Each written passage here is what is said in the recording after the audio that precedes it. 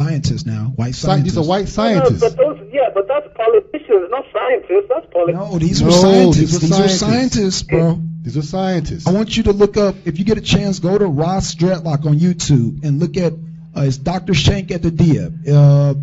Just type up Dr. Shank at the Dib, and he talks about how these white European scientists worked against him proving when he was taking blood samples of the first Africans. Hey, Katie, have you ever heard of Piltdown Man theory? Have you heard of that? Who? Piltdown Man. Oh, but that was a fraud. That was done I know, but have you ever heard of that? Yeah. Oh yeah, I've heard of that. Yeah. Now, who do you think advanced that theory? Who did what now? Who do you think advanced that theory? German scientists. Oh, that was based upon a competition between British and Germans in the 18th century. I mean, it has nothing to do with what is correct. They forged that information for their own agenda. Right.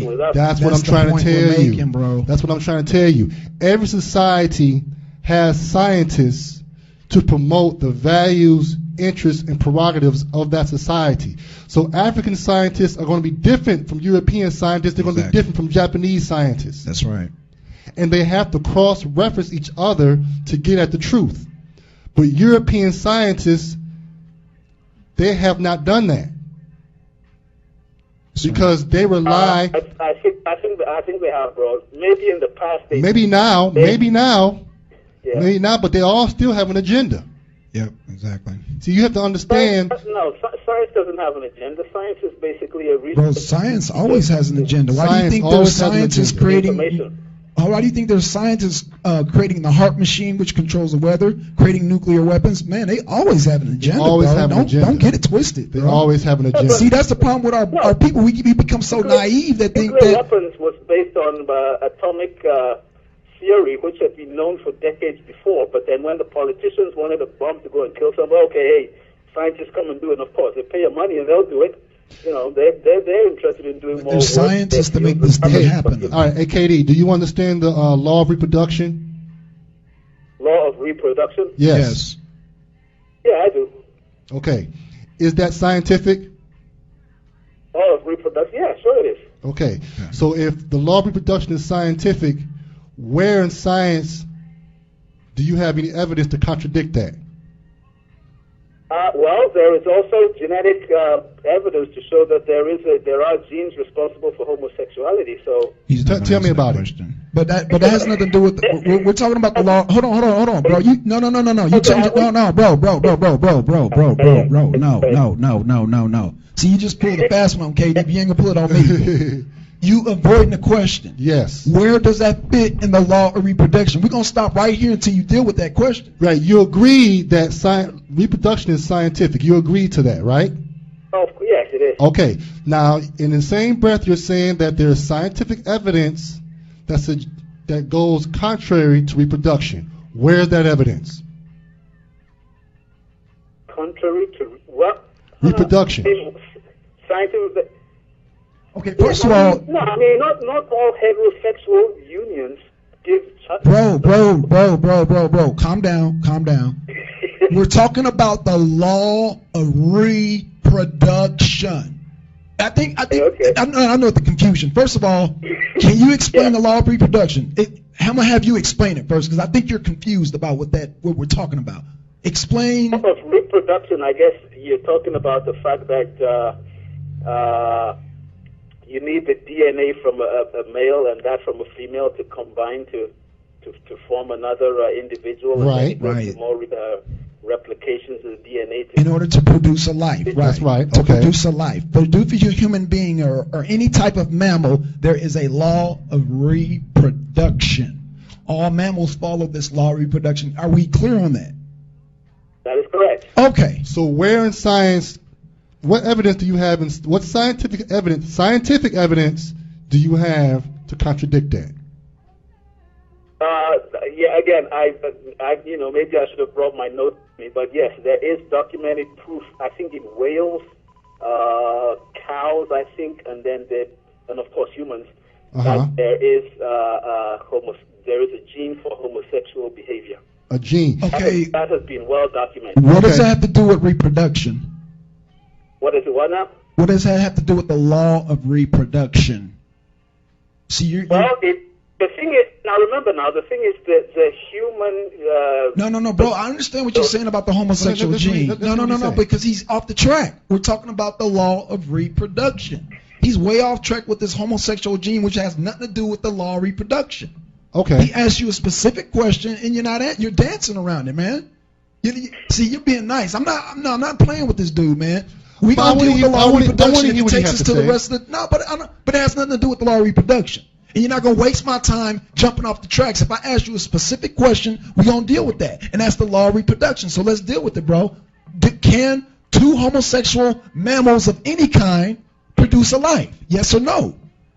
No. Okay, can two homosexual women of any mammal kind produce life? Yes or no? No. Okay, thank you. Now you can go on with now that we cleared that up, it's for the record, he agreed that it violates the law of reproduction. Now you can go on and talk about the homosexual gene.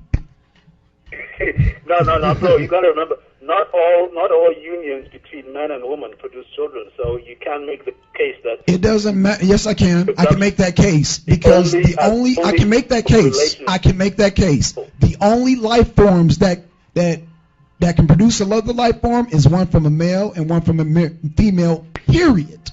No, in mammals, not all life forms now. Okay, mammals. Okay, go on. All right. Ants reproduce through parthenogenesis. They don't need a male and female. Okay, are we talking about mammals? Let's keep it with the mammal species. Let's keep it, since you talked about cows and hyenas and whatever, let's keep it with the mammals, because mammals, that law applies to all mammals. I don't know of any mammal that produces a life by itself or with the same sex. It's not scientifically possible. Hey, KD. It's not been scientifically done. KD, are you familiar with Greco-Roman history? With who?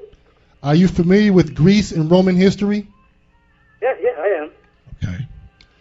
Do you know the history of Sappho? Sappho. Do you know who that is? Satteo? No, P.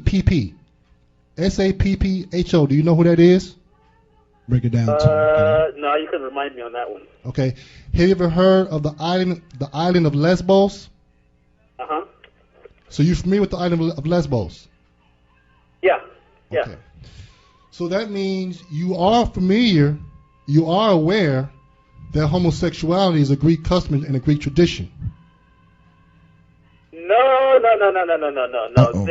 It may be over in that culture. It was something that was kind of tolerated. So tolerated? They didn't punish people for it, or people who did that didn't have to go underground. We're not talking about punishment. We're just talking about origins. We're talking about origins. We're talking about origins. Right. The what now? The origin? Yeah, origins, yes. Of homosexuality? Yes. Homosexuality has happened in every society in the world. It has, but where did it start? The earth. But where did it start? Where did it start? We don't know where it started. I just told you where it started. It started in Europe. Well, see, that's why. No. It would have started with the first human societies, and the first human societies were in Africa. Good. Now, so since you know that, do you know that African societies are communal by nature? They are what? Communal. Communal? Yes. By nature? Yes. No, African societies are societies. Africans are people. So why would they behave differently from people in Asia or in South America? I said they're communal. They're family-centered. There's no fundamental difference apart from the specific, maybe geographical challenge. I see the problem here. I said they're family-centered. Do you know that? Could you repeat that? I'm sorry. I said, do you know that African society, traditional African societies, are family-centered? Oh yeah, I know that, yeah. Okay, so do you realize that homosexuality is not family-centered? Absolutely, it's not, yeah. Okay, so then, if you know that, and if you know that African societies are family-centered and they're communal, and homosexuality is not communal, then you know it didn't happen in Africa. No, that's not correct. It could still happen, but then it would not be recognized or accepted by the population in general, and that's why they would be punished. They would be ostracized. They may even be killed for doing that. But it doesn't mean that because the society in general did not approve of it, that would not exist there. I don't The logic isn't there. And they probably, That's my point. And they probably ostracized them. And I'm gonna give you that. And they probably ostracized because it defied the law of reproduction, right? That's what we're trying to get you to understand. It defies the law of reproduction, but there are several things in the world that defy the general law relevant to that item of interest. Really? Like what? Like what? Yeah. Give me an example. Okay, off the top of my head, I could think of Just give me two. Let's say in astronomy and planetary science. I mean, all planets are orbiting the sun in the same orientation, except for Uranus. Uranus is rotating in the opposite sense, and that kind of defies all the logic behind the gravity and everything that we know that is responsible for that motion in the first place. But then there is a provable scientific reason why it happened that way. And so this is just one example. I mean, it happens all the time in science that you see. Okay, well, I'm glad. The rule, and when we study them in detail. Okay, we don't have a whole lot of time, but I'm glad you mentioned the planets. No matter what type of planetary lineup in the universe, it will never be able to make two men have a baby or two women to have a baby. I don't care if the sun goes through the planet Earth and you can bounce the moon off of Uranus, right? It'll never, because there's a law set in place that in order to produce a life, you must have the male species and the female species. Period. That's why it's called the law. Mammals now, not all life. And I got to remind you on that. Hey, Katie. The life, as far as we know, as human beings. Yeah. Hey, yeah. Katie, do you think that Europe and Africa have the same social customs, same social systems? Did I do what now? Do you understand the difference between European social systems and African social systems? European what? European customs and African customs. Yeah, of course I do, yeah. What's the difference? Yeah. What's the difference? What's the difference between their customs? Yes. Oh, I mean, there's several differences, and, it's based on the specific geographical and socioeconomic challenges they face. Okay. Africans, as you mentioned correctly, are very family-oriented. But, elsewhere, people live, the so-called individualist type of lifestyle. Right. Thank you. And there's a specific reason. Maybe the economy favors that, or certain other structures in society kind of make that an amenable and acceptable way to live. So it's not that simple that these people do this and these people do that. But there are underlying causes for that, So that's the point I'm trying to make. Thank you for your call, man. Good to speak to you, man. Yeah, thanks. And all right. I'll call again next week, bro. All right. And tell a friend. Call in next week. Thank you, sir. All right. KD, he kept dancing around. Kept dancing. That's why I said I came up with the term law of reproduction. Because you can't, it's a law, period.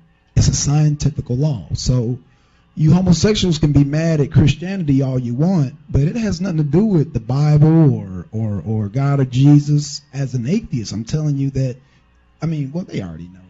It's a political agenda. It's not about what's natural, what's not. That's part of it, but it's also a political agenda. And that's much, much larger than anything scientific. Okay? Just like you have natural science, you also have political science as well. Right. So let's keep that in mind. And we're well aware of that. Not only political and natural science, but you have I forgot, there's more explained to me, but yeah, you got 3 different types of sciences. I wanted to throw the third one in there too, but yeah, there's certain laws, like you said, natural law you just cannot avoid. You can't avoid that. Now the argument he was going to use is that you have some women who can't have kids, some men who can't have kids, and I understand that. Yeah, we understand that, but across the board, in order to produce a life, you have to have a male and a female. And if you go, well, be specific. Mammals. Well, again, you can manipulate political science, but you can't manipulate natural science. That's right. Peace.